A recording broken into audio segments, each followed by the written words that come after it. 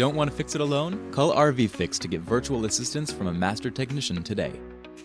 How you doing? Tony with RVFix. All right, so you're getting ready to go camping this weekend. We filled it up with water and went and checked all of our faucets, and there was a rotten egg smell. Probably need to go ahead and rinse out our water heater. It's probably a good idea whenever you come home from camping.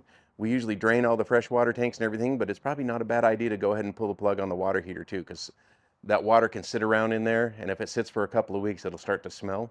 We always have best intentions. We're going to go camping next weekend, but life happens. Sometimes we don't get out, so it's just a good idea to go ahead and drain those things when we get back home. We're going to go and make sure the water pump's off before we pull the plug on this. Let's go. Yeah, looks like we have the water pump on, so let's go ahead and turn that off and back out to the water heater. So before we drain our water heater, we're going to want to relieve that pressure because we don't want it to come blowing out at us. So what we do right here is this is your temperature and pressure relief valve. We go ahead and just raise that lever, leave it sticking out if we can. That relieves the pressure in the water heater. And then we get our 1 1/16" socket. When we have a metal drain plug on here, it's an 1 1/16" socket. There's two other possibilities. If you have the plastic caps, the white plastic caps, it could be either a 15/16 or a 7/8. See the link in below so you can know where to find those.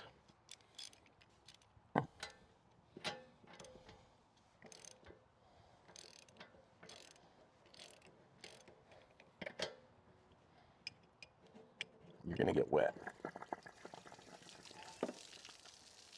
All right, we'll go ahead and let that drain out. As you can see here, this drain plug has a big aluminum rod on it. That's called an anode rod. The corrosion that's gonna happen inside that water heater is gonna start attacking this aluminum rod instead of attacking the steel tank that the water heater is made out of. This one might look like it's going bad, but it's actually still good. It's still doing its job. There's still a lot of life left in this. If your anode rod ends up looking like this, the aluminum's all gone, it's time to replace it. This right here is a flushing tool for flushing out our water heater. See the link below. We can help you find one of these. We're gonna grab this, hook it onto the end of a hose, and we're gonna flush out that water heater. The reason we have to flush it out is because this drain is about 1.5 inches to 2 inches above the bottom of the tank. So there can be a bunch of sediment just sitting in the bottom of that tank, and that's gonna sit there and cause that water that's sitting in there for a long time to start to smell. So we want to just flush that out as best we can, and we can have nice fresh hot water. So we got our wand here. We're going to stick that in the drain hole. Turn the water on, kind of work that around. You can see the stuff coming out of there, all those little white chunks.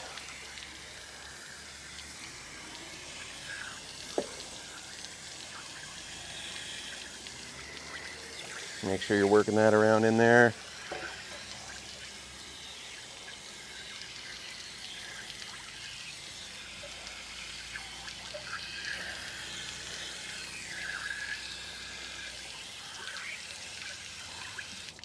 Pull that out and let that drain out a little bit.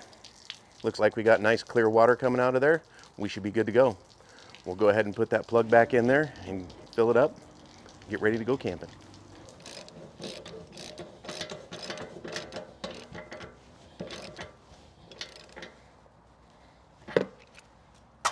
There we go.